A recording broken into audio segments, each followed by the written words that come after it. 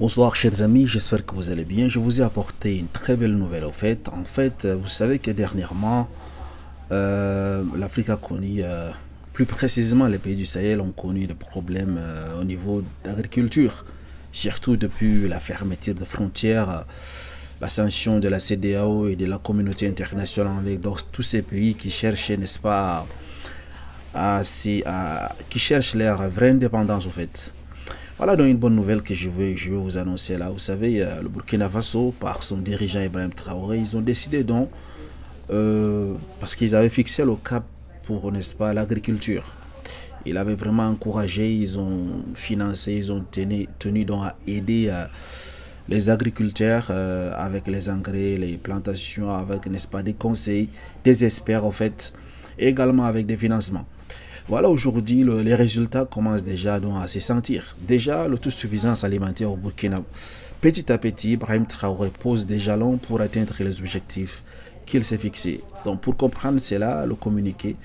Et qu'est-ce qu'Ibrahim Traoré il a fait? Il a signé un décret au si je peux appeler ça comme ça, disant que désormais, jusqu'à nouvel ordre, il est interdit donc d'importer de blé venant de l'extérieur. Donc ils veulent tester un peu leur autosuffisance alimentaire. Ça c'est quelque chose à encourager. Suivons dans cette vidéo, chers amis. Papa Sankara avait dit quoi? Cultivons ce que nous mangeons, mangeons ce que nous cultivons. Dans le pays des hommes intègres, désormais c'est ça. Le document que vous voyez là atteste que les importations ou les exportations. Chers amis, ce document que vous voyez, c'est signé par l'officier de l'ordre de talent, Serge. Bon, son nom c'est un peu compliqué. En tout cas, en résumé, ce que le document dit, c'est dit par conséquent, l'importation de la farine de blé étant soumise à une autorisation spéciale d'importation. La délivrance des ASI de la farine de blé aussi suspendue. Vous voyez un peu, personne maintenant ne peut importer de la farine au Burkina Faso sans avoir les autorisations des autorités. Du blé sont interdits sur tout l'étendue du territoire jusqu'à nouvel ordre. En gros, puisque depuis l'arrivée de mon chéri Coco, le Burkina s'est mis à cultiver son propre blé, ils vont pouvoir mesurer s'ils sont déjà autosuffisants, comme c'est le cas au Mozambique et au Zimbabwe et en Éthiopie, je crois bien. Donc, cette mesure va leur permettre déjà de pouvoir s'auto-alimenter, de s'auto-suffire, n'est-ce pas? Et de pouvoir barrer le blé qui vient d'ailleurs. Parce que vous vous rappelez ici, là, lorsqu'ils sont allés en Russie lors du sommet, mon chéri Coco avait dit que c'est la dernière fois qu'ils vont là-bas et qu'ils se font offrir du blé. Que plus jamais il ne fera. Le gars a tenu sa promesse.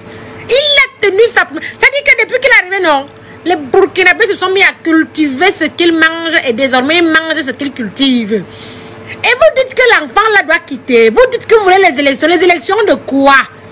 Est-ce que vous vous rendez compte que maintenant les cultivateurs de blé au Burkina vont pouvoir vendre leur blé à leurs frais et pouvoir recevoir eux-mêmes leur propre argent? C'est-à-dire qu'ils vont bénéficier des avantages. Non seulement ça, le blé qui vient de l'Ukraine ne va plus venir envahir le marché. Et ils ne vont plus être malades parce qu'ils savent ce qu'ils mangent. Les gars, applaudissez pour Ibrahim Traoré. Parce que ça, c'est ce qu'on appelle la souveraineté d'un peuple, d'un pays. Chers amis, un petit détail, son accent, c'est comme si c'est des accents, je ne sais pas, des Congolais ou Camerounais, je ne sais pas, qui connaît. Il nous dit en commentaire. En fait, on voit un peu en grosso modo ce qu'elle a dit pour résumer. C'est-à-dire, le gouvernement de Burkina Faso, ils ont pris dans une décision de suspendre l'autorisation d'importation de blé et de farine sur toute l'étendue du territoire. Pourquoi? Parce que, comme je vous ai dit, il y a de cela quelques mois, ils avaient lancé le programme, n'est-ce pas, de l'autosuffisance alimentaire. Et actuellement, ces gouvernements avaient donc testé, est-ce que vraiment ils sont en mesure de ne plus dépendre, n'est-ce pas, de blé de l'Ukraine ou de la Russie. Vous voyez un peu. Et ça, c'est quelque chose vraiment à apprécier lorsqu'on a des présidents comme ça qui travaillent de cette façon. Je pense qu'il faut donc le soutenir et les aider, n'est-ce pas, à améliorer cela. Parce qu'il y a beaucoup de présidents contractés des dettes à la Banque mondiale, contrat des dettes au FMI, mais cet argent il détourne. Mais lui, il a contracté les dettes dans les 85 milliards, dans les 85 millions, je pense. Et voilà cet argent, Ça a permis, n'est-ce pas, à créer l'autosuffisance alimentaire dans son pays. Et il y a des personnes qui réclament des élections tous ces derniers temps. Peut-être, je me dis, ils sont manipulés par des personnes à l'extérieur et demandant donc de mettre la pression sur les gouvernements de transition afin de semer un peu la pagaille au sein de la population. Peut-être à vouloir pousser la population donc à se révolter.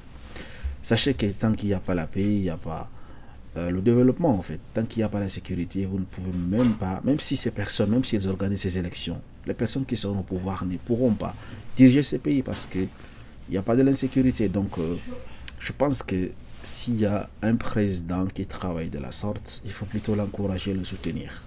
Parce qu'après tout, qu'est-ce que le pays a besoin? C'est quoi l'intérêt du pays? C'est quoi l'intérêt d'être un président? C'est de travailler pour ces pays. Les personnes qui crient aux élections, il faut organiser les élections, c'est quoi leurs intérêts? Est-ce que le peuple est avec eux? Donc je pense que c'est quelque chose à saluer.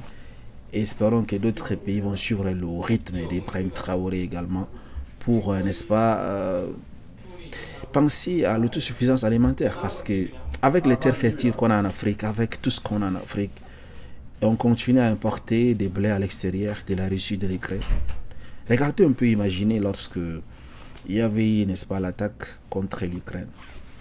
En quelques semaines, les prix des céréales ont augmenté. Pourquoi? Parce que la majorité du monde dépendait de l'Ukraine. Et pourtant, on a des terres fertiles, on peut bien cultiver des céréales et d'autres choses en passent en fait. Même le riz, on peut cultiver. C'est pas seulement la farine de blé en fait. Et ça revient au gouvernement de travailler. Et lorsqu'on trouve ce genre de personnes à la tête des pays, sincèrement, l'Afrique va seulement aller de l'avant en fait. Et merci de m'avoir reçu, madame. Je suis excellente soirée à vous. À très bientôt.